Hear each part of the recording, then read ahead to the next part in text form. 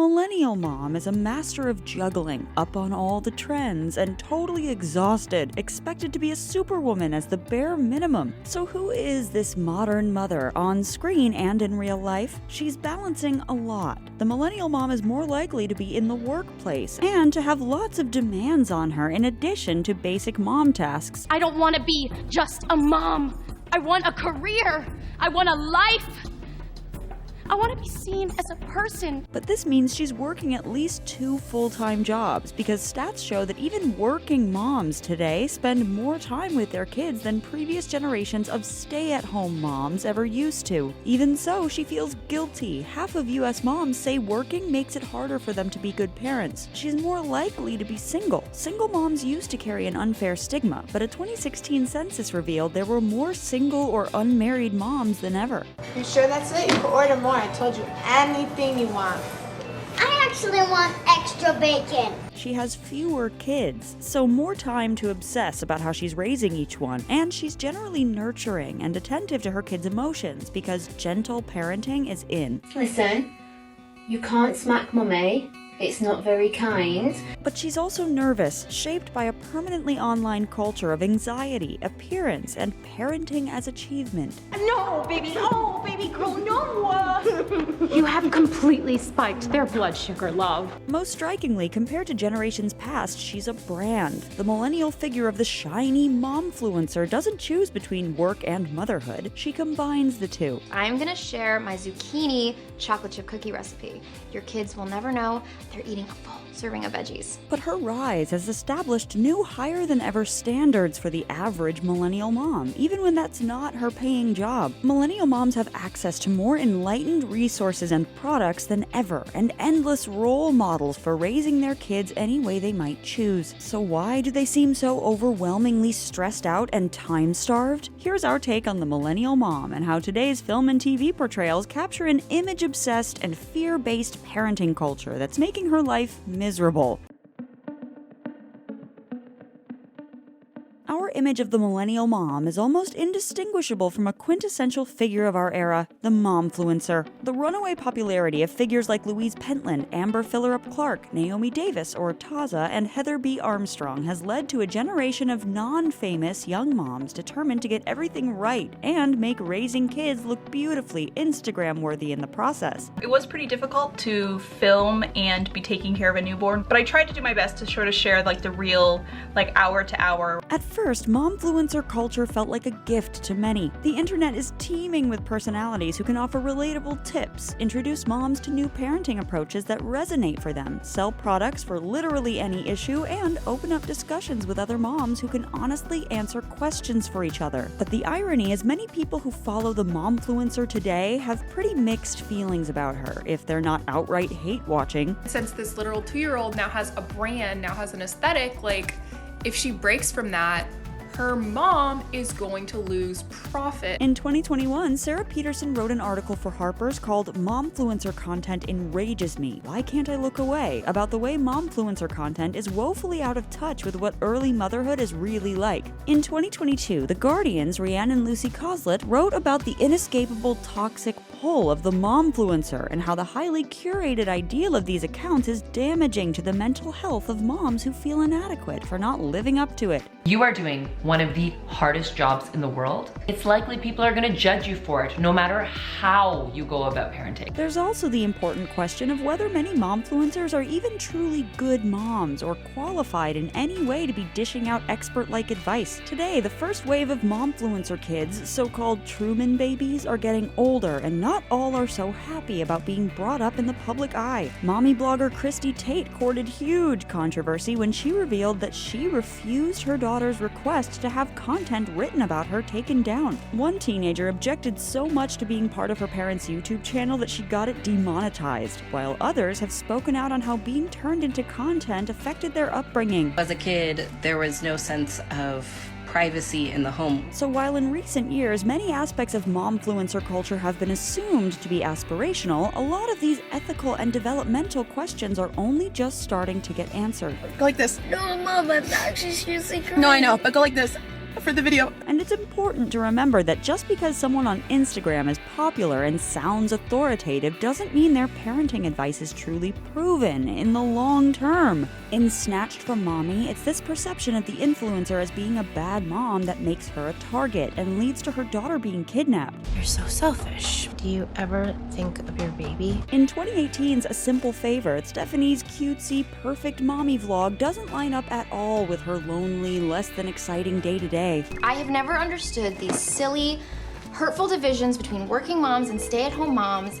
Honestly, I have found it difficult to make friends with either. And in researching the role, Anna Kendrick talked about finding mommy vloggers creepy because of how artificial the depiction of motherhood seemed. Most centrally, the whole mindset of being too oriented around what's picture-worthy or shareable about your parenting can get in the way of your ability to give your children what they need most: undivided attention. There's growing research on the negative impact that permanently online moms are having on their kids. Erica Christakis writes that while parents are more physically present than ever before, they're less emotionally attuned. In a sense, the momfluencer grows out of today's achievement-oriented parenting on overdrive and the need to turn every moment into positive feedback that you're doing it right.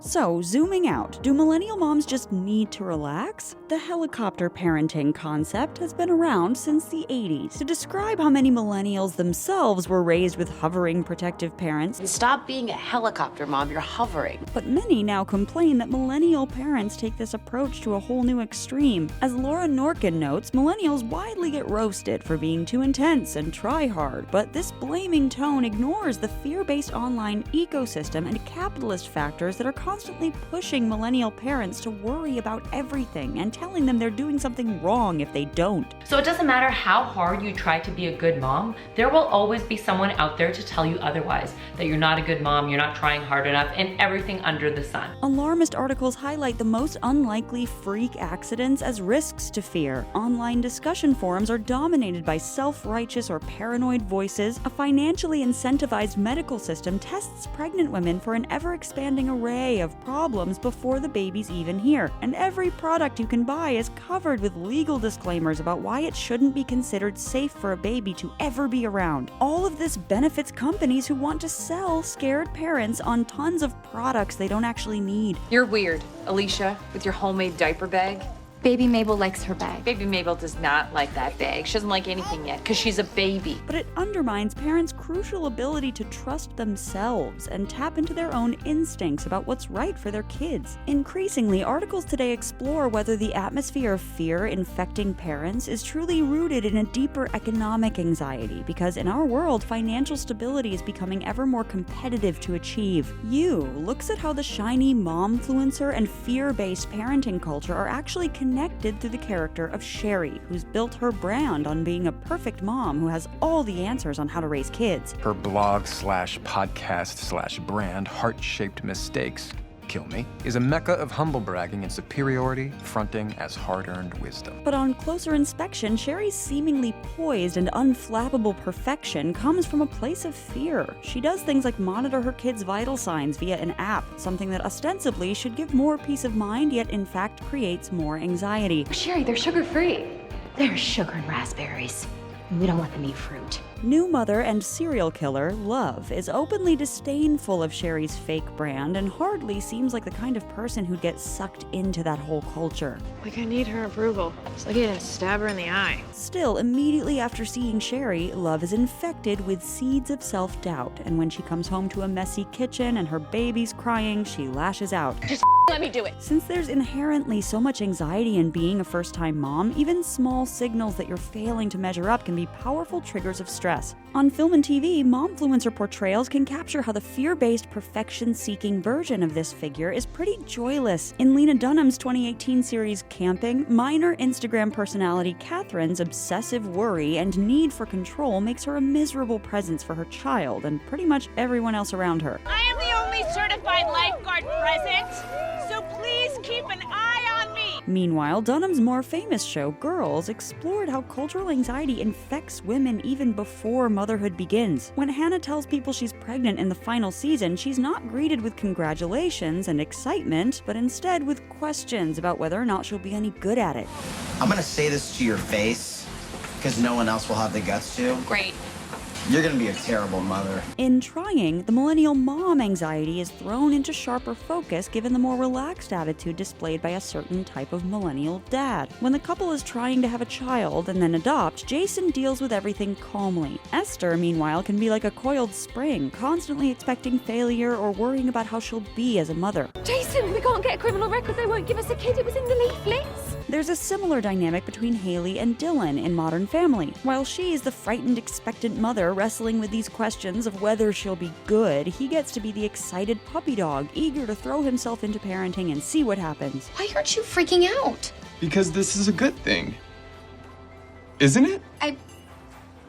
I don't know. Certainly today, we have more high-profile examples of dads who take a more detail-oriented, organized, and hands-on approach to parenting. But the reality is still that moms are overwhelmingly doing more of the domestic and childcare work. All this perpetuates long-standing cliches of the mom as the anxious, serious one stuck with the boring jobs, and the dad who has someone else to do the worrying for him as the fun parent swooping in for playtime. Overall, the picture explains why some of the most popular rising mom content on TikTok and YouTube is funny, helping moms relieve their stress through relatable jokes about how hard mom life is, how it's an experience of constant failure and mess, and how hilarious kids actually are if you calm down and enjoy the ride. Don't spend 2 hours on activity for your 2-year-old that they won't give a shit about at all. Give them one of your Amazon boxes. It'll be a 2-for-1. Something for mom, something for baby. Motherhood used to be seen as the beginning of something, but for some millennials it feels like an end of youth, freedom, and any dreams you may have had that now seem incompatible with having a kid. A lot of the anxieties felt by millennial moms are linked to identity. If I'm a mother now, does that mean I can't be something else? Society is telling me that I can, and even should, but that feels like another impossible pressure when I have no support and no time. What's the trick to making all this work? I'm trying to stay positive, it's just having it all seems a little impossible. In Workin' Moms, the feeling seems to be that while you can be both a mother and have a job, you also have to be realistic about your limitations and time. When Kate goes back to work as a high-powered PR executive, she's both distracted at work and missing important moments from her child's life. So rather than lying to herself that she can have it all and excel at everything simultaneously, she has to make sacrifices. Yes, this is Kate.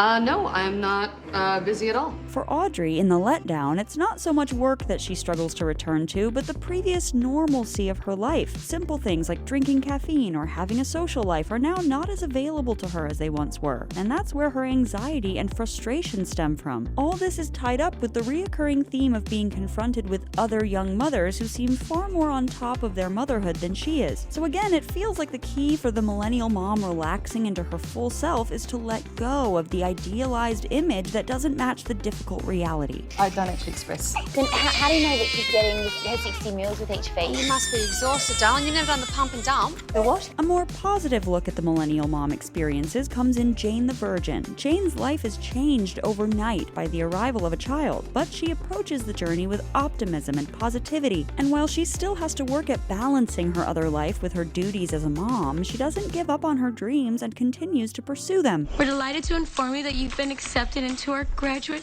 writing program. And now we're dancing because Mommy got into grad school. Rather than being a distraction, her baby becomes an inspiration, another reason to live the life she's always wanted to. Instead of perpetuating the pressures to be a great or perfect mom, perhaps more millennials should focus on being the good enough mom, a term coined by British pediatrician Donald Winnicott all the way back in 1953. Not only does this lower impossible standards for moms, but Winnicott also found it benefits the child, including by helping them shed the initial perception of the mom as faultless. Ultimately, kids absorb what their parents feel and model, and infecting young people with an attitude of constant fear and avoiding mistakes at all costs isn't really the end goal most of today's moms truly want. So maybe cutting herself some slack is the best thing the millennial mom could do for her and her kids. The housewife versus the career woman. The stay-at-home versus the working mom. I'm just gonna say it. There's tension between you two. Bam, it's out there. It's a divide that's well entrenched in pop culture. In movies and TV, the housewife is condescended to yet revered. The working woman is vilified yet admired. Yet today, this divide is breaking down, and it's becoming clear that the binary was kind of invented and exaggerated in the first place, as we can see in insightful contemporary shows like Big Little Lies and Fleischman is in Trouble. You know, I always liked you. I just thought you didn't like me.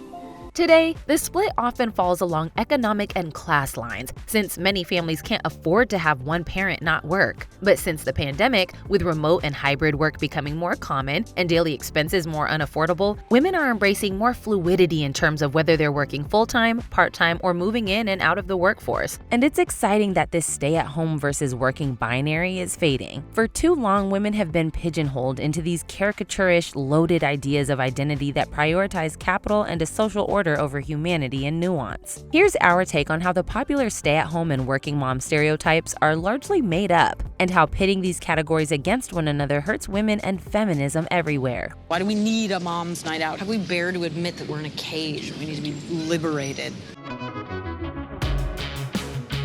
In media and pop culture, we often see a dichotomy between the high-powered businesswoman and the housewife. The successful businesswoman is often viewed with awe and some fear, but she's also frequently portrayed as being lonely and sad in her personal life due to all she's had to sacrifice. Just imagine what they're gonna write about me. A dragon lady, career-obsessed. Snow Queen drives away another Mr. Priestley. The housewife or stay-at-home mom is typically painted as wholesome, but pitied in a different way. There's a sense that her individual, interesting life ended when she sacrificed all of that to have a family. My life can be very stressful, and I have found a way to cope with that stress. It's just such a great release. But neither characterization is fully true. Women don't suddenly lose their individual identity when they stop working a paid job, and mothers who prioritize career don't lack feeling or concern for their children. Keeping track of your kids from afar is not easier. Entrusting them to a stranger is not easier. The 2022 show Fleischman is in Trouble gives us a wake-up call to how both the working mom and stay-at-home mom are in trouble because they're not sufficiently supported by contemporary society. It's commenting on the age-old rivalry, which has recently resurged on TikTok and media in general. I haven't been able to successfully get that balance between work and my life at home.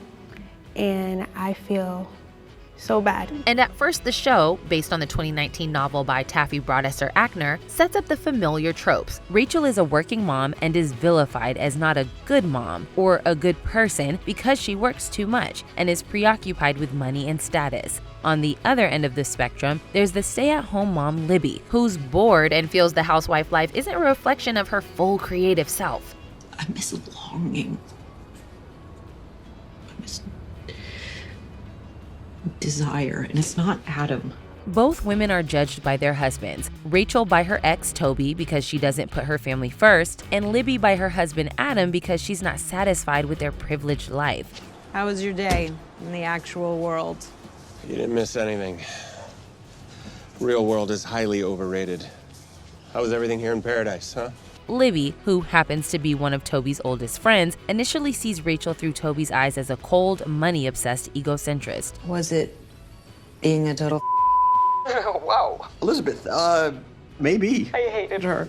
I mean, can I say that? But as the show goes on, we see that the story is, as Inku Kang writes in The New Yorker, about ditching the cliches. We eventually empathize with Rachel as we learn more about her unconventional childhood, traumatic delivery of her first child, and difficult postpartum experience. We also see how much she loves her career, as well as how hard she's had to work to make it, a struggle her ex-husband never had to go through due to his gender and comfortable upbringing. I choose money over Yeah. No, okay. I choose safety over everything. The only reason you can't see that is because you've always had those things. Fleischman states that it's just a fact being a working mom is harder because it's literally 2 full-time jobs. The culture was so condescending to stay-at-home mothers that we allowed them the fiction that being a mother was the hardest job in the world.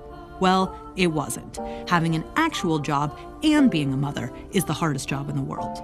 Years of constant striving lead Rachel to a nervous breakdown. I haven't heard from you in 3 weeks. Meanwhile, Libby is fighting against an equally powerful cultural caricature of the stay-at-home mom, someone whose life is comfortable but feels inconsequential, repetitive, and small. Libby looks back nostalgically on her college days because back then she was a writer seeking exciting adventures. In the end, the way that both Rachel and Libby's stories find resolution is through softening their differences. Libby is the one who listens to Rachel's story and comes to see her in a more nuanced light. There are no real villains in life, not really. There are no real heroes either. Reactions to the show also illustrate that many real women feel like they're both a Rachel and a Libby in some ways. Why do you have to choose in the first place? Why are you choosing at all?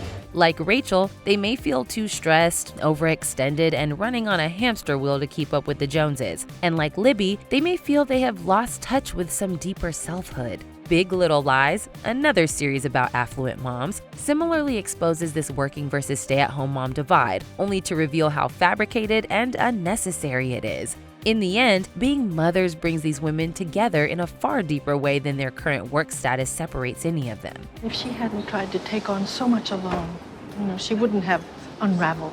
So she hasn't unraveled.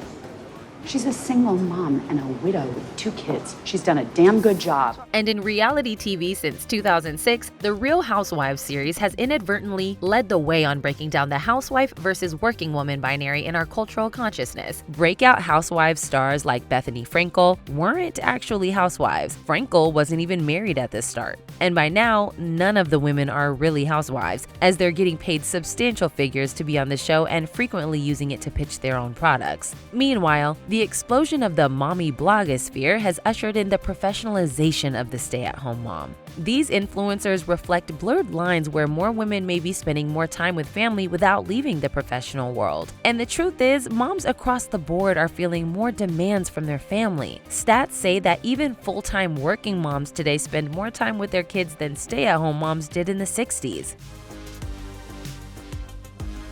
While many feel unsatisfied and/or overwhelmed choosing either the housewife or working mom lifestyle, trying to do both can also be a trap. I have 2 lives, and I don't have time to enjoy either one of them. Fleischman basically argues that they are 2 sides of the same coin in our modern capitalist society. At first, we're led to think Fleischman's story is about Toby. The narrator Libby becomes obsessed with Toby's apparently newfound power and freedom after divorce from his crazy Type A working wife. Lately, I couldn't stop thinking about Toby on his dates, coming home alone, coming home with someone. I didn't have a thing for him, and I didn't want to be divorced. It's that Toby's life was no longer predictable. But Toby's character is actually what actress Lizzie Kaplan called Trojan horse for a story about women. Lizzie's obsessed with Toby's freedom because she feels like she has lost her freedom and her power after giving up on advancing her career in a male-dominated field. I can't believe how briefly I held that power, and how quickly I gave it away. Rachel and Libby are both dissatisfied and unhinged by the lack of support and understanding for their full humanity. Not only by their seemingly progressive husbands, but also by our society. So any animosity between the Rachels and Libbys of the world is what psychoanalysts call narcissism of small differences, hypersensitivity to perceived minor differences between actually similar people. You probably know more about him than I do. Driving alike people to scuffle with each other over false differences helps blind them to shared systemic problems, such as the commodification of everything, wealth inequality, and the normalization of profit before people. Children are a crushing responsibility. Happy birthday. So what if moms didn't have to feel constantly on the verge of a breakdown? What if the US joined other countries in improving support for and access to maternal leave, reproductive care, and care work in general?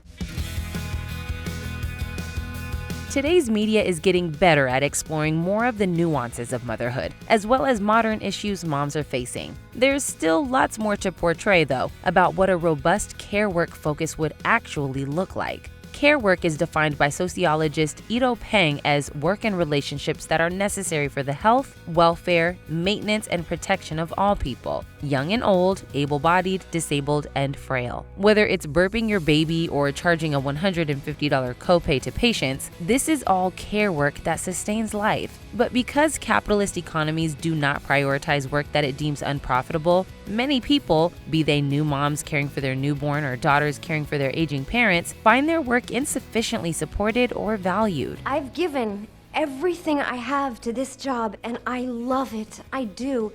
But I can't dump my family at a moment's notice anymore. We see how the devaluation of care work leads not only to mom struggles, but to loneliness among the elderly, older people being pushed into retiring later, and overall uncertainty about care.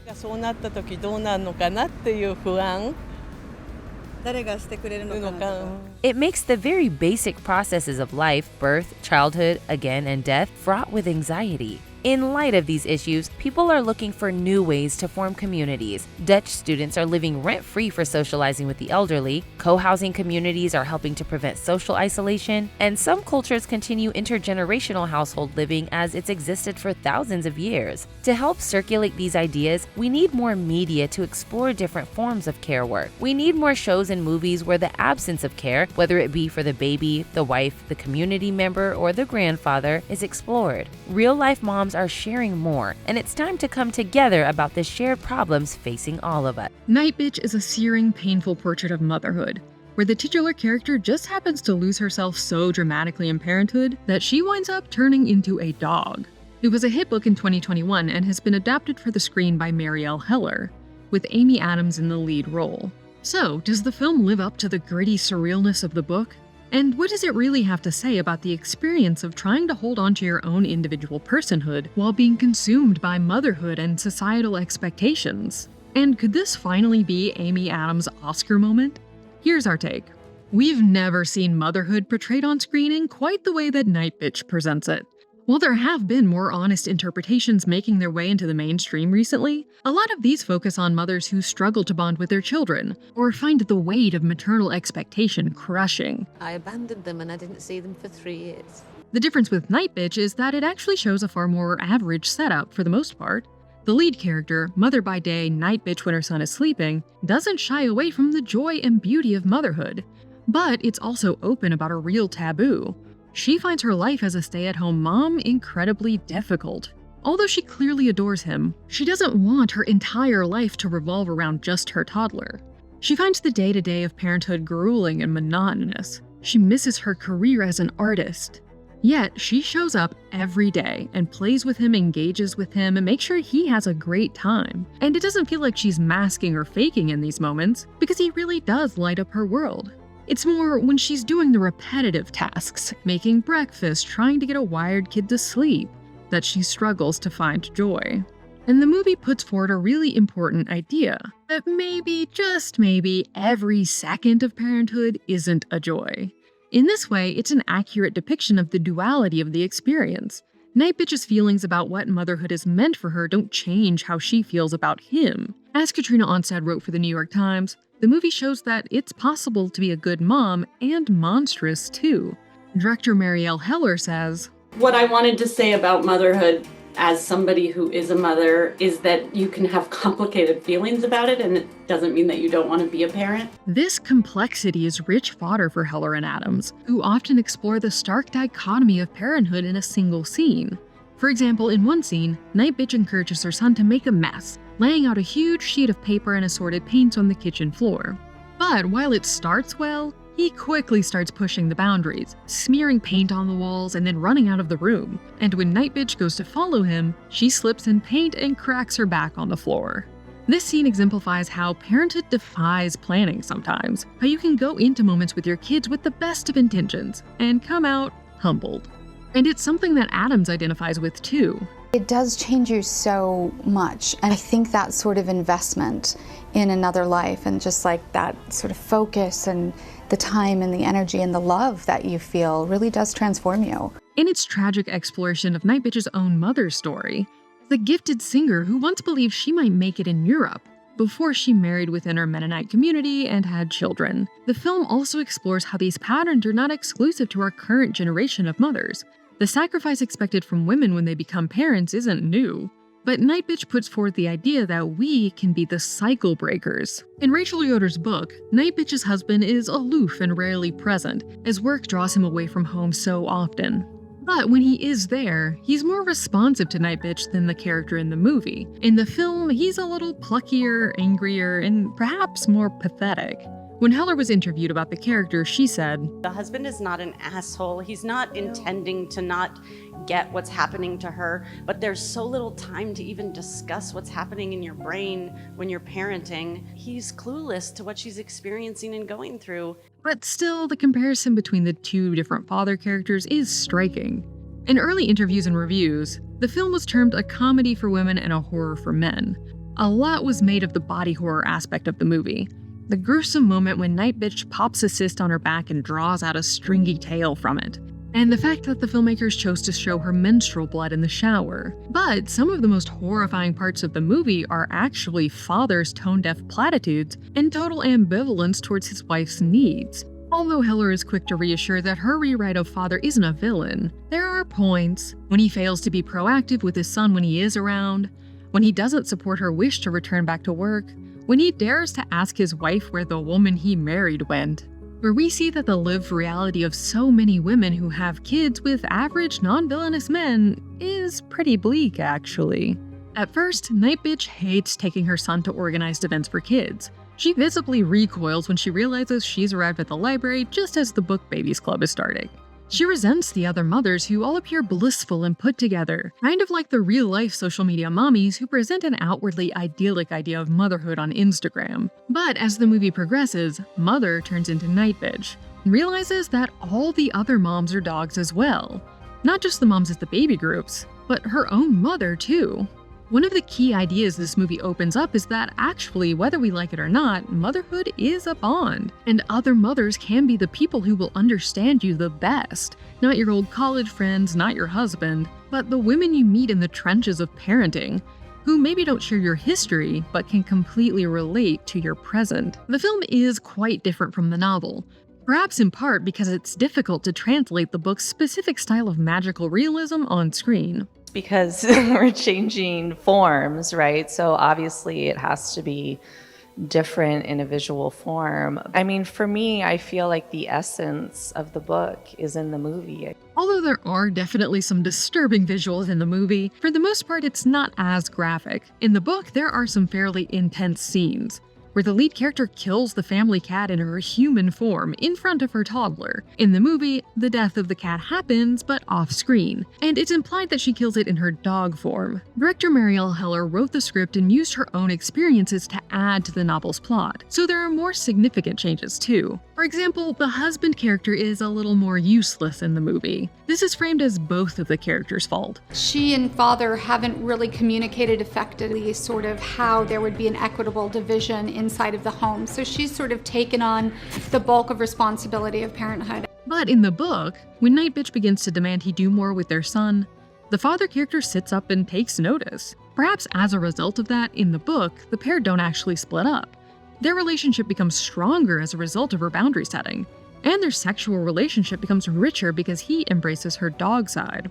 They don't have a second child in the end of the book either. This really changed the way the story ended. In the novel, we get this sense that the mother has returned to making art as though it's a primal need, which she must approach with the same ferocity and energy as she does parenting. The movie, however, ends with Mother having a home birth, and being told by her doula that she's going to meet her daughter, which, although poetic in its symmetry of Nightbitch giving birth to a potential future Nightbitch, did seem to soften the message at the core of the story. Will this be Amy Adams' big Oscar moment? We hope so. Adams uses every string in the bow of her phenomenal acting talent in this movie. At once vulnerable and vicious, sweet and sexy, maternal and manic, we can see her capabilities as she plays the same scene twice, back to back, delivering an anxious, desperate monologue about parenthood to a former colleague in the supermarket, which turns out to be imagined when we then see her respond with a wide smile and a nod of assent. Though some of the brutality of the book was lost in the film, Adams becomes genuinely feral-seeming as Nightbitch imagines attacking her husband when he interrupts her alone time. And she fully leans into the moment where the character becomes more dog-like, eating ravenously off plates with her face, running on all fours through the park. And notably, she was unafraid to become Nightbitch physically too, even growing out her chin hairs for a scene where she finds herself becoming fuzzy, as her son called it. That is my actual chin hair, so I grew them out for Mari, yeah. I was like, I can grow all of that for you. Another potential indicator is that Addams was awarded the Toronto International Film Festival's TIFF Tribute Performer Award back in June, an accolade that's been linked to eventual Oscar winners. But though this created a buzz at the time, film critics claim Nightbitch won't be Addams' well-deserved Oscar win, citing the movie as being too difficult to sell for the Academy Awards. Addams herself told IndieWire that winning an Oscar, "It's not something I think about when I approach a role or when I walk on a red carpet, but I'm always happy if the film connects in a way that increases exposure for the film." And it does seem like she has other motives for taking the role. It genuinely feels like this is a character that Addams connects with on a deep level. She, like so many members of the audience, is Nightbitch, has experienced the soaring highs and crashing lows of motherhood, recognizes the constant struggle to be a good enough parent. We don't talk about it, and there's this bar of expectation that just keeps moving, and it's just so frustrating because you never feel like you meet all of the expectations. And I think inside of a world that's very comparative, it's easy to think you're not doing enough. He's mentioned in a lot of the press around the movie that people keep sharing their postpartum stories with her, and this seems to genuinely touch her. Whether she wins awards for the performance or not, she's the perfect embodiment of a character that so many people have loved since she first wagged her tail on the page. When the Nightbitch trailer first dropped, fans of the book worried that the movie wouldn't live up to their expectations. But as Meredith Blake wrote in the LA Times, the trailer made Nightbitch seem like a wacky mom-com version of Teen Wolf, rather than what it is, a surreal, insightful film about the joys and anguish of motherhood, and the sometimes disturbing ways that becoming a parent can transform women's minds, bodies, emotional lives, and entire sense of self. Although the movie doesn't quite hit the dizzyingly surreal levels that the book does, it's still beautiful. At times heartbreaking, at others hilarious, and always one of the rawest interpretations of motherhood that we've ever seen on screen. We are so powerful. I bet men are terrified of us. The bad mom is having a moment in pop culture. It's a bad mom. Bad mom. Woo! This once taboo and frightening creature has become so popular, she's even got her own movie franchise. Whatever her reasons, this woman is unable or unwilling to conform to our society's expectations for mothers to be nurturing, dependable, and unconditionally loving.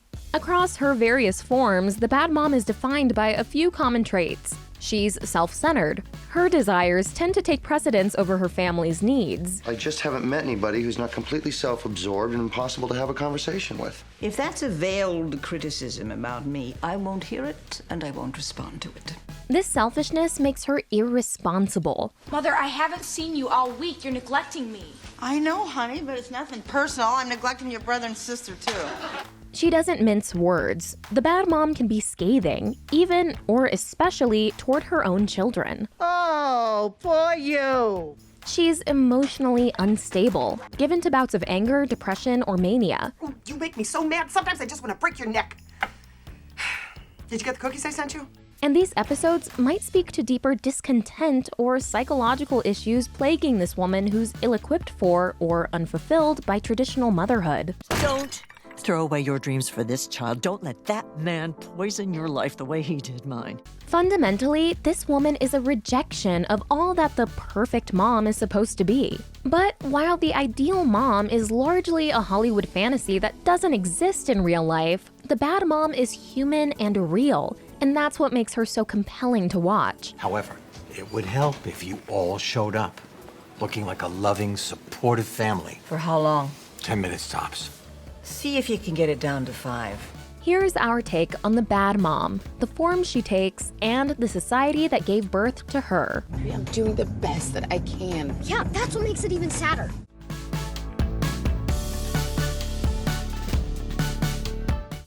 Generally speaking, we can break the bad mom trope down into 3 types.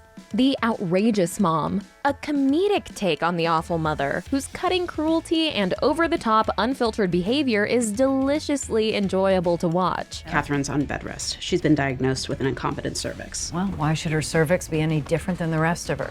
The dark side of the mom, a more serious take on the trope, showing us the insecure, emotionally draining, sometimes terrifying side of motherhood. I'm going to break your arm next.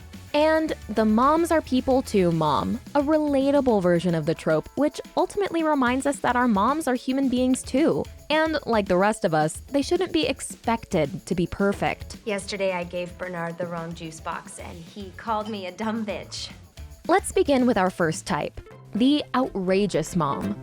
This first version of the bad mom is first and foremost funny. Jesus, whose kid died? Oh, who remembers? Check Pam's blog. But her humor is vicious, as devastating for her children as it is entertaining to us. Come on, I've suddenly lost my appetite.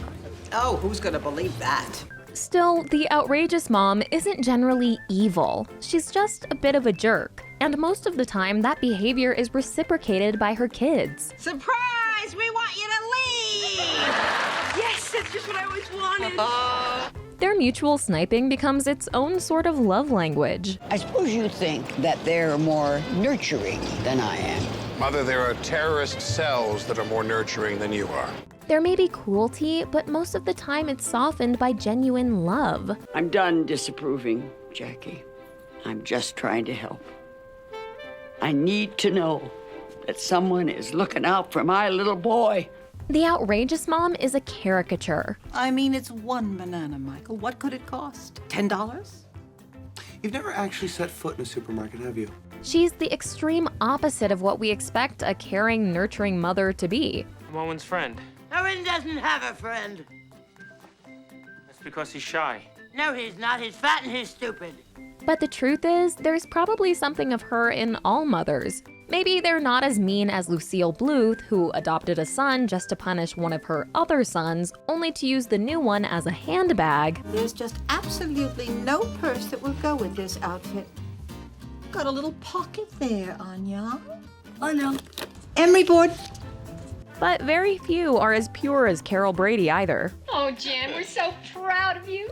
In reality, most moms are somewhere in between, a little bit of both. What parent has never made a snide remark at her kid's expense? Oh, bravo. You're in a crap harvesting factory, genius. Put a personal goal before her child's feelings. Tell her that I'm canceling the lunch that was supposed to prove there's nothing more important than Catherine, because something more important than Catherine has come up. Played favorites. I love all my children equally. I don't care for Joe. Indulged her jealous, manipulative side, or schemed to get her way. What's the matter with you? Your mother's not well. Can't you see that she's faking, Milton? In this respect, the bad mom is perhaps best understood as a liberating response to all of TV's perfect and proper Carol Brady's, who took care of the cleaning and child rearing while wearing high heels and pearls. I don't like you using words like flip and ape.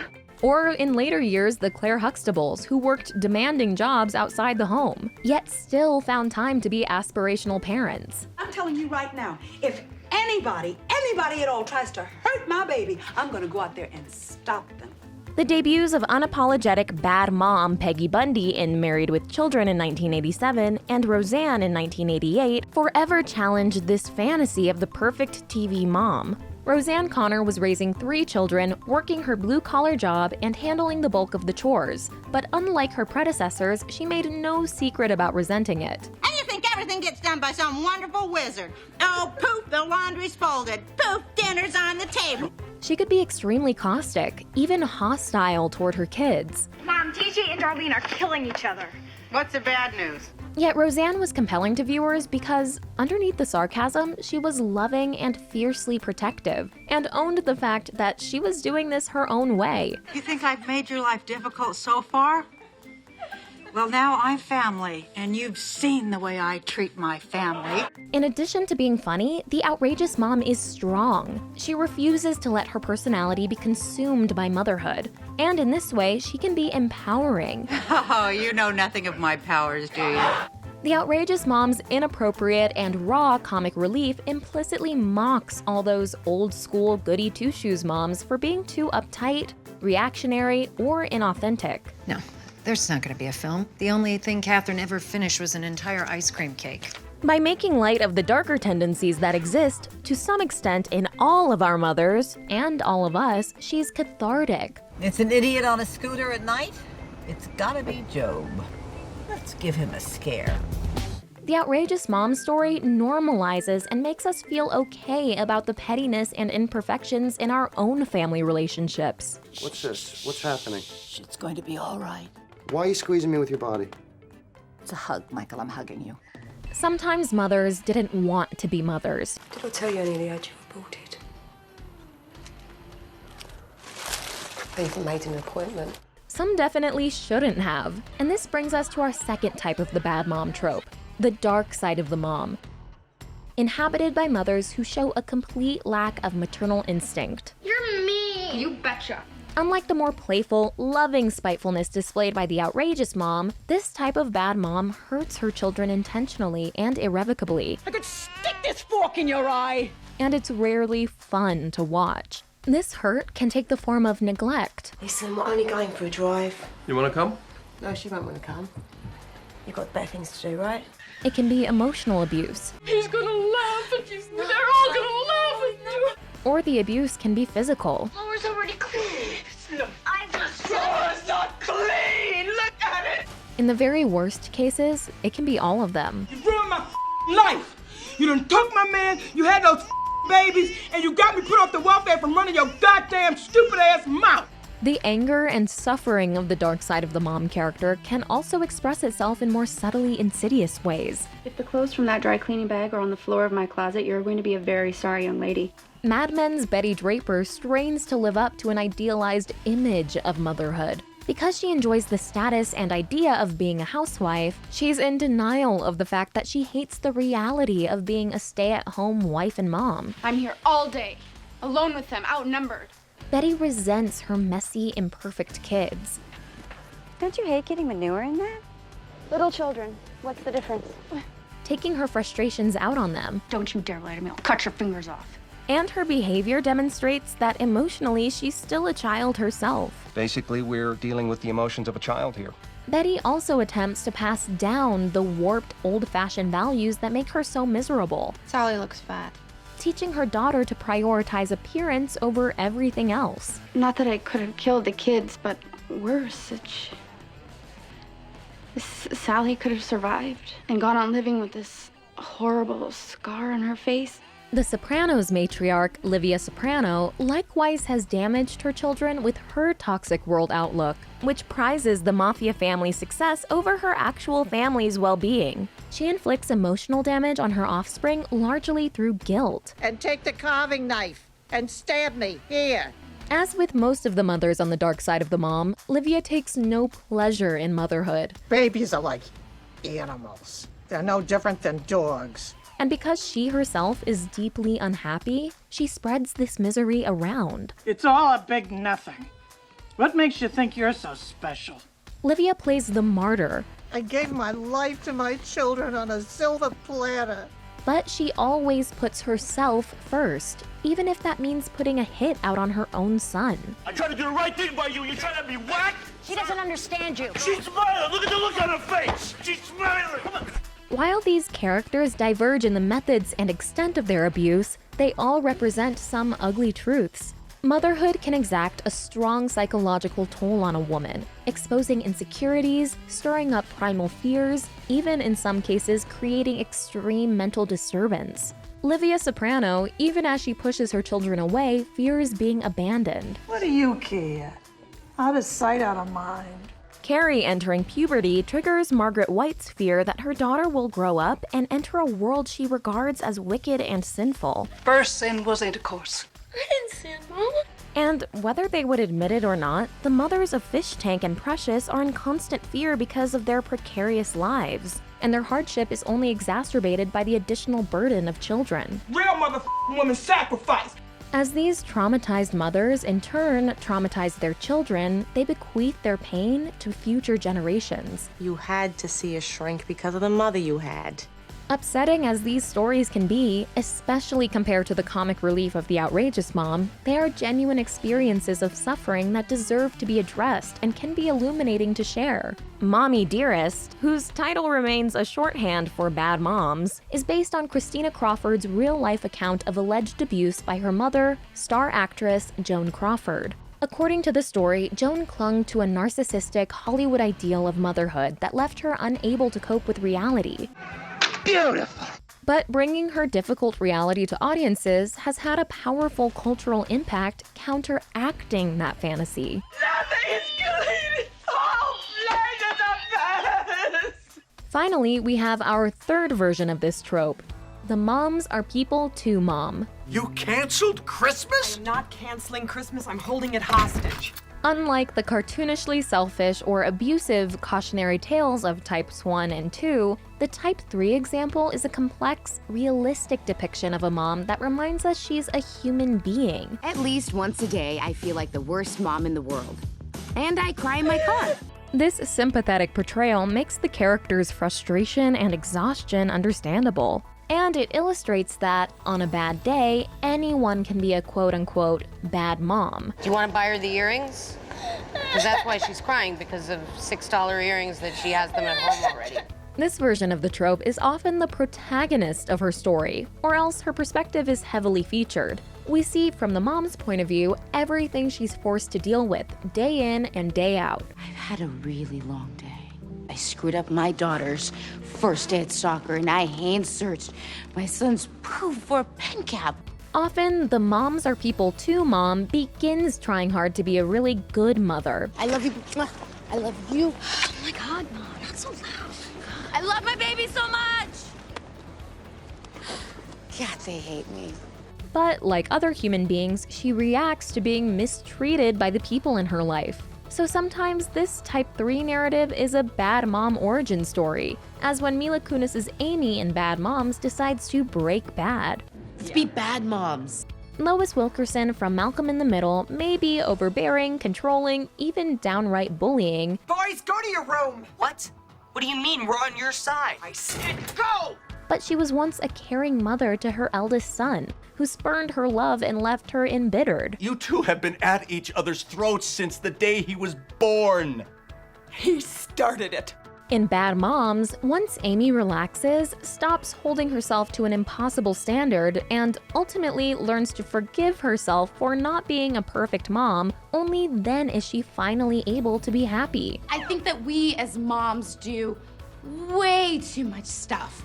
So Amy discovers that letting herself be a worse mom helps her become a more fulfilled person, which ironically makes her a better mom in important ways, like being able to connect and have spontaneous fun with her kids. Free soap. No, honey, don't take that. Oh no, that's some good soap. Take it.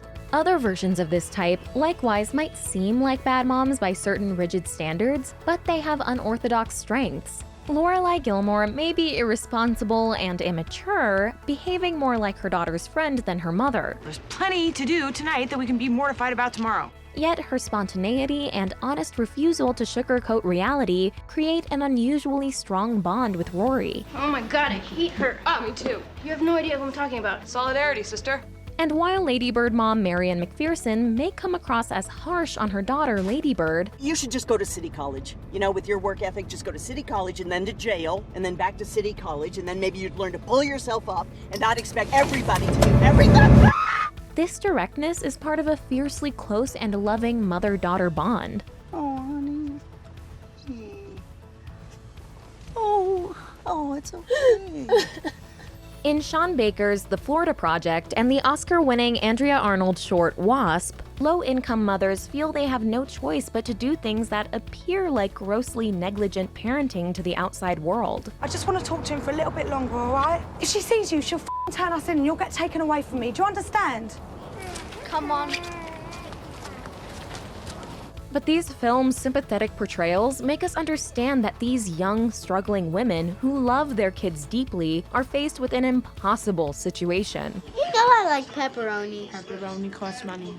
All of these examples are showcasing well-intentioned but overwhelmed moms who are dealing with major life stresses the best they can. You're a big f***ing Your sister's an asshole, and your other sister's great. Oh my god. Still, like the other two types we've seen, the Moms Are People 2 mom decides not to let motherhood totally define her. She's a multifaceted person with opinions and interests and frustrations and ideas, not just a slave to her children. You're my mom. I want you to know if I have sex or if I want to get high. Ah! No, hide things from me, please. She defends her right to be a human being, and what's so bad about that? As much as these three types of so-called bad moms differ from each other, they can frequently overlap, even in the same character. On Little Fires Everywhere, Elena veers from being the terrifying dark side of the mom What does it matter with you? to the relatable Moms Are People 2 mom in the same episode. Oh no, are you okay? What's the matter? The outrageous mom is capable of disarming sincerity. I mean, was I there for every single recital and lacrosse game? No. But I just can't even imagine life without my precious Sterling. The dark side of the mom characters are often victims to be pitied, and they can move us through moments of humor.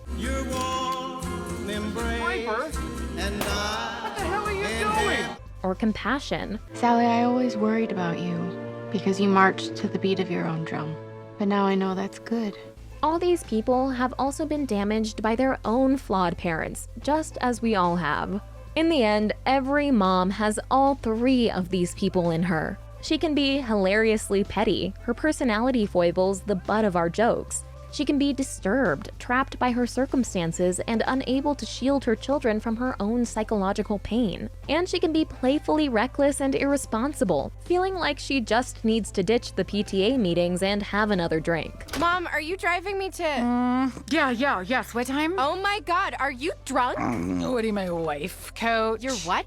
Every time we meet a bad mom, we're invited to reflect on the presumptions we have about parenthood, whether as parents ourselves or as the children of them. The bad mom trope reminds us that humans aren't defined by these roles, or by how they measure up according to fixed ideas of what family should look like. Ideas that, with every passing year, seem increasingly old-fashioned. We laugh at, fear, and feel for the bad mom because each one of us is a part of her, and she a part of us. Moms can be many things, but on screen, if they're hot, they also often happen to be kind of evil. Or if not outright evil, still pretty bad. You're mean. You betcha. Get in there. There are long-standing ideas about the way a mother is supposed to be and behave, and continuing to be physically attractive and think of yourself as an individual are not on the list. This has led to decades of media where you can immediately tell who the bad mom is just by her looks. Thankfully, this is finally starting to change as more modern shows and films have started tackling this trope head-on, but it still hasn't totally gone away. So let's take a deeper look at why media was so afraid of hot moms, the truth behind the mother versus daughter battles they usually get trapped in, and the iconic characters that started flipping the script on this trope.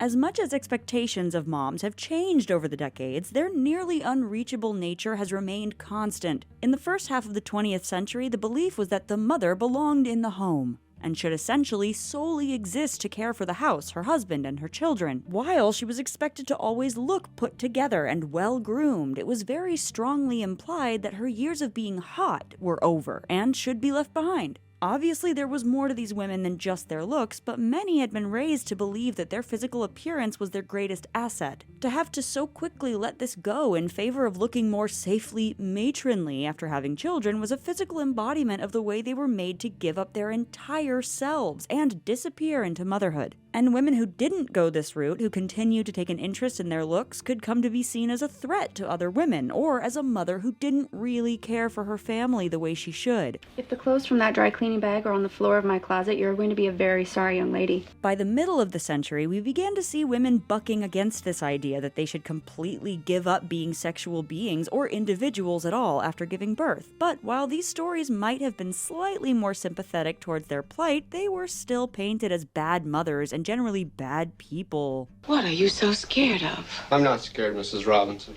Then why do you keep running away? Hot moms on screen are often framed as dying to hold on to their youth at any cost. which can lead to some issues with their own children, which we'll get to in just a minute. The implication is usually that they're in some kind of arrested development, unable or unwilling to grow up and become real adults. Mothers on screen are often viewed as secondary characters in everyone else's lives. The idea being that they should only exist to provide cookies and a kind but vague word of advice to the real characters before the credits roll. Hot moms, on the other hand, make themselves the main characters of their own stories, the hotness just serving as a visual indication that she refuses to conform to the old-school mom stereotypes. And this doesn't even have to mean tight dresses and lots of makeup. For a long time, even just keeping long hair after getting married and having children was seen as kind of self-indulgent. In the latter half of the 20th century and into the 21st, we began getting stories that were willing to dig more into the psychology of the bad hot mom. While they were usually still pretty terrible parents, we started to get more insight into why they were behaving the way they were. Sometimes they were fun moms with a dark side, like Kelly's mom Jackie on Beverly Hills 90210. While Jackie at first seemed like a fun, stylish, cool mom, it was soon revealed that she had a lot of problems lurking under the surface. And these issues in turn harmed Kelly in a big way. Jackie was contrasted against sweet homemaker and good mom Cindy, mother to Brenda and Brandon. Jackie tries but is reckless and restless and seems to just be holding on to her looks due to her desperation to find love. The bad hot mom really came into her own in the early 2000s, and by this point she had pretty much stopped caring about what anyone else had to say. Societal shifts began to change the expectations of moms. Now she should take care of the home, the kids, her husband, and kick ass at a high-powered job. And she should look good doing it. Instead of it being a red flag, now hotness had started to become an expectation placed on all moms to some degree, and so the on-screen evil hot mom had to get ratcheted up to match. It's my job to teach you, and you are not half the man I know you can be.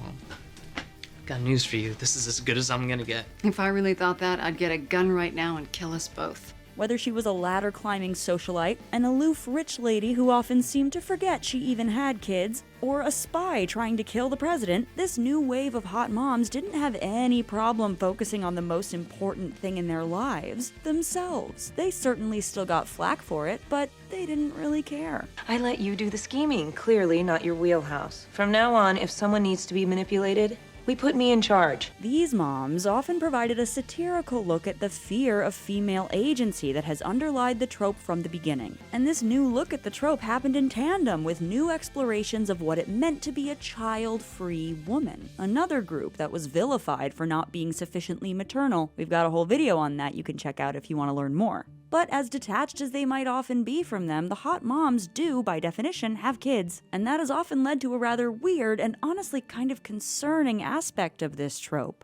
There's often an implication that hot moms are upsetting the natural order of things when they won't recede into the background and let the younger women take the spotlight. And as a result, the bad hot mom is often portrayed as being in competition with her daughter, the younger, fresher version of herself. You know, I used to like the punk in my day. Mom! Oh, you're right, Marissa. It still is my day. Their daughters are usually in the prime of their young adulthood, with all of the world's possibilities still available to them. They're supposed to be focusing on looking their best and living their best lives, and the mothers are supposed to be fading into the background. The hot mom, of course, isn't down for this. There are always teen versus parent tensions on screen, just like in real life, but this trope often boils things down to a battle of desirability. As far back as OG Cougar Mrs. Robinson, the trope has seen these moms attempting to situate themselves into the lives of younger people in an effort to reclaim their own youth. And this is often done through sexual means. Mrs. Robinson, you're trying to seduce me. While Benjamin was an adult college grad, later versions of the trope often saw the hot mom becoming even more overtly sexual and going for younger and younger guys. Their daughters are often in high school, and so to supplant her, the hot mom goes after her high school boyfriends. Hey, what's Luke doing here? Did you tell him about your watch? No, why would I? This is part of a larger creepy trend of the hot mom going after pretty much any younger guy that crosses her path, even if he's still a teen. Hi, how was school? Got an A- on my biology exam. Well, let's see what you've learned. It's almost always played for laughs and even seen as a win for the guy. You want to get it on? You better clear your schedule. But but the age gaps and power dynamics are still messed up and definitely not okay. Not only are these relationships likely to have negative long-term effects for the boys in them, but also for the hot mom's own kids who find out about it. Door locked. Mom? Shipwreck? Oh, hey, Stifler. As the bad hot moms moved from side to main characters on their shows, they began to get more actual story and opportunities to be more than just hot. Even as far back as Married with Children's Peggy Bundy, shows and films began flipping the evil hot mom trope with mothers that were attractive and not perfect parents, but also decidedly not bad people. But I wanted you to be proud of me, like those other kids are proud of their moms. But you're not like other moms. I mean, I knew that the first day of kindergarten when I opened up my lunchbox and found a $1 bill and a road map to Burger King.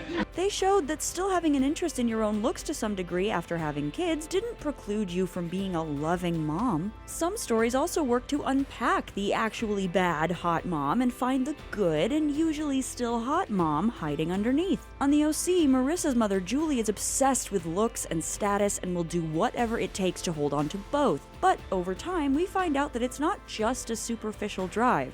She grew up incredibly poor and clawed her way into wealth and high society, and she's not going to give it up. But this drive to gain security through wealth via her own good looks causes her to not always be the best parent. And I know this place has everything we never had. And I know you're afraid you're gonna lose it all, everything you've ever wanted. I'm done. But what you want and what your daughter wants are two different things. You don't know what she wants! I know what she doesn't want. Over time, Julie and Marissa are able to find a deeper connection because they do truly care about one another, and Marissa realizes that many of Julie's worst habits are the result of trying to look out for her. And Julie is also given the chance to grow as a person and cultivate her own strengths outside of just her looks, while still looking hot when she wants to. No more manipulative, no more scheming, no more double-crossing, which will be a disappointment to some. As society has become more accepting of the fact that women don't turn to dust and blow away the moment they hit 30, we've also gotten more stories directly confronting the way that attractive women are still sometimes seen as a threat, even when they haven't done anything except, well, look hot. You think I don't know what they're thinking? Here comes the hot one with the big boobies that is gonna steal my husband. Modern Family's Gloria has to battle the evil hot mom and the evil second wife allegations from the very beginning, but she proves that she's actually the most emotionally mature and open-minded person in the family, and instead of breaking them apart, is actually the one to pull them all back together. You're going to tell me what is wrong, and I'm gonna give you the right answer because I have all of them. Views on motherhood continue to evolve and expand, and women, both on screen and in real life, are accepting the fact that there's no one single right way to look like or be a mother. It's totally fine, and if anything, actually really important to continue to see yourself as a unique individual human being even after getting married and having kids. And if focusing on your looks is a part of that, then so be it. Honey, what is your real hair color? I don't know. What color's yours? I don't know. The evil hot mom trope was born out of a fear of female agency and of women owning their own sexuality as they aged. And so as times have changed, this trope has finally started to fade as moms of all kinds have taken their place in the spotlight. But I'm here now, and hey, I'm like cheese. What?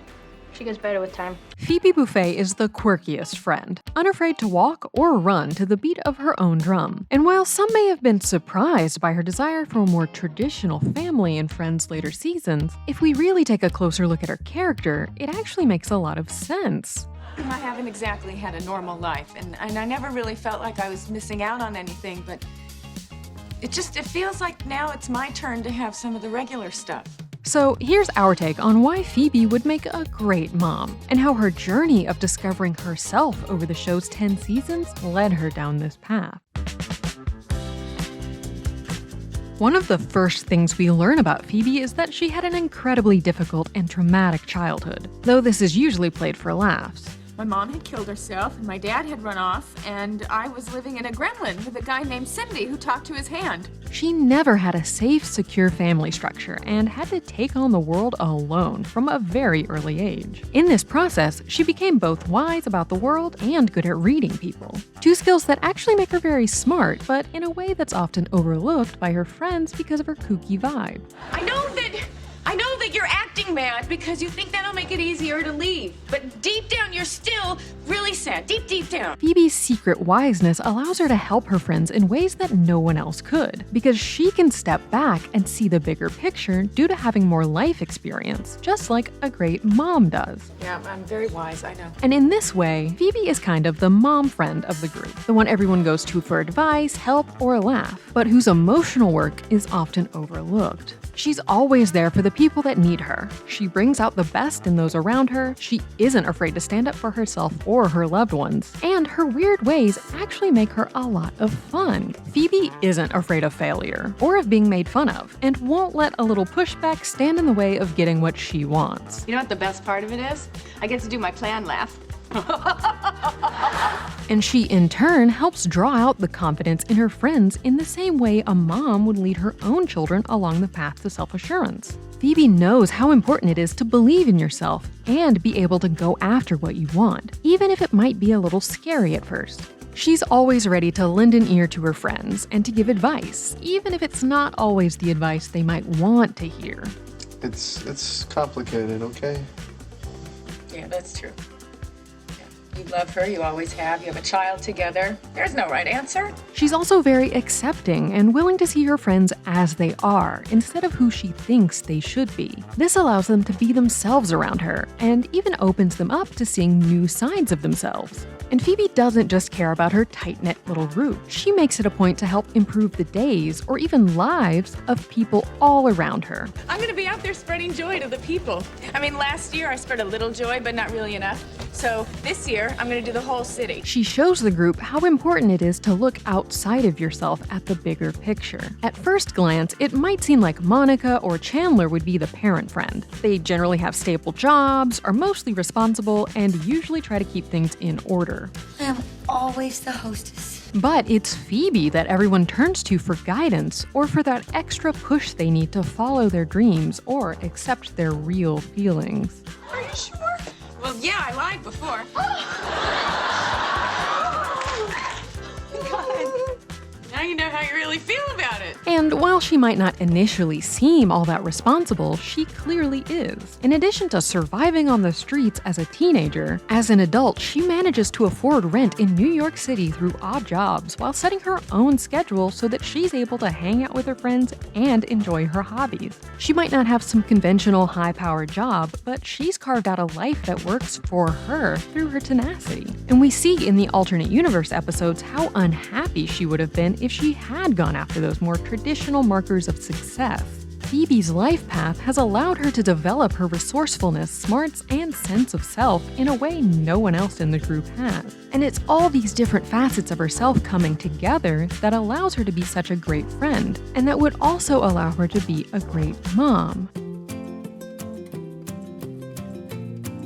By season 9 of Friends, Phoebe has decided that she wants to settle down and start building a family, leading her to break up with Mike when he says that he doesn't see marriage in their future.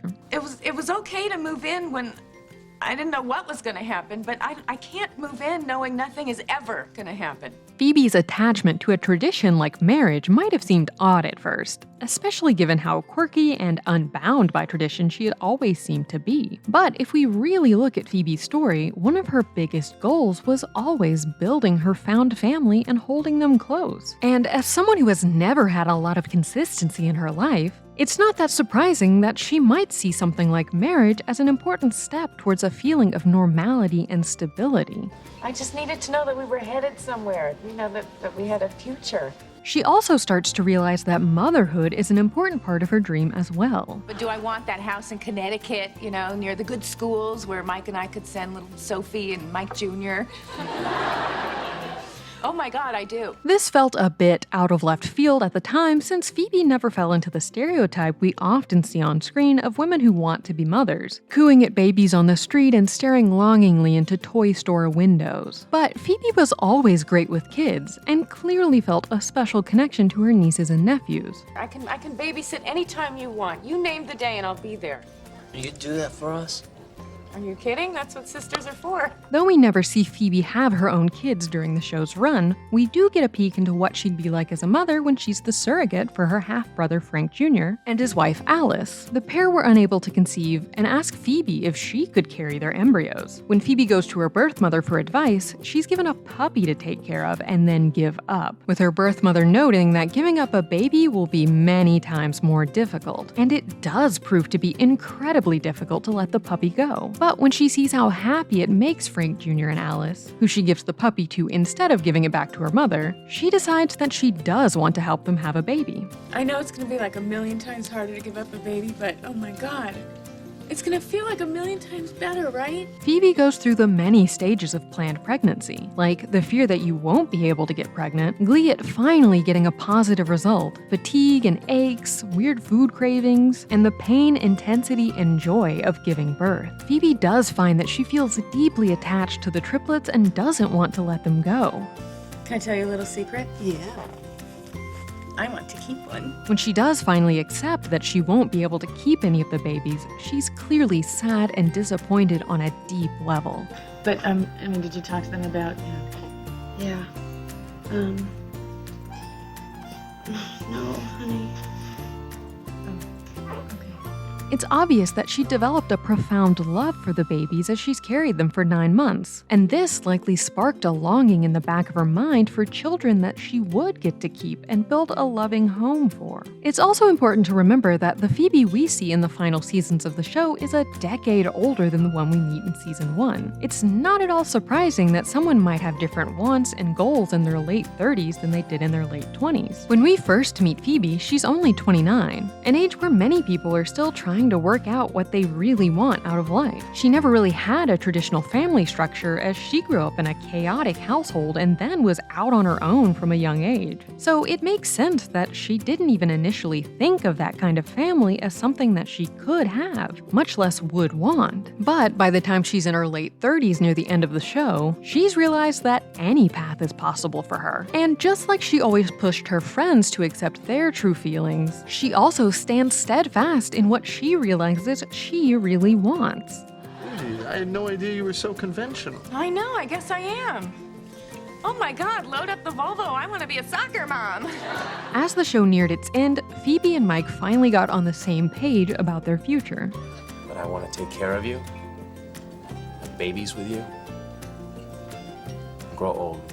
And while some saw this as Phoebe settling, the truth is that she was really making an active choice to go after what she wanted. Mike might not have been as wacky and fun as Phoebe, but he did present an opportunity for her to capture things she had always felt she missed out on: permanence and love. While they seem different on the surface, they have a lot of very important things in common, like their creativity and shared sense of humor. And most importantly, he loves her for who she is, quirks and all.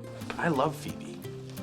She's the single most important thing in my life. I'd die before I let anything happen to her. And it's this mutual love and respect that makes Phoebe's turn towards wanting a more stereotypical lifestyle feel optimistic instead of off-putting or sad. She's not settling for less or giving up on her true self. She's just expanding the horizons of her weird, quirky world to include her husband and eventual kids.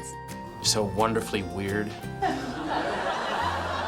Phoebe had to learn the ways of the world and how to take care of herself from a young age. But instead of letting this harden her and make her spiteful, she's instead always enjoyed using her knowledge and perception to aid the people in her life. She worked hard to surround herself with good friends and build a tight-knit found family. And as she got older and realized she did actually want a traditional family too, she didn't let the fear of becoming too conventional hold her back.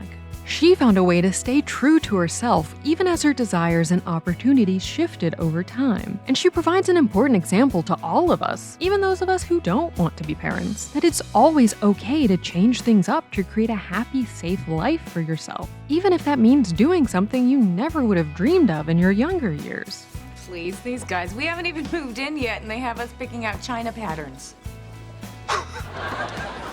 China patterns? Being a good parent is about more than just being responsible in the traditional sense. It requires a whole range of skills and emotional maturity, and Phoebe's winding, weird life got her ready to take on anything, including motherhood. In the same way that she's a great friend, sweet girlfriend, and a probably too nice sister, she'll use everything that makes her so amazing to create a wonderful, happy environment for her kids, and help them grow into adults that are just as confident and zany as she is. People were looking at us like we were crazy.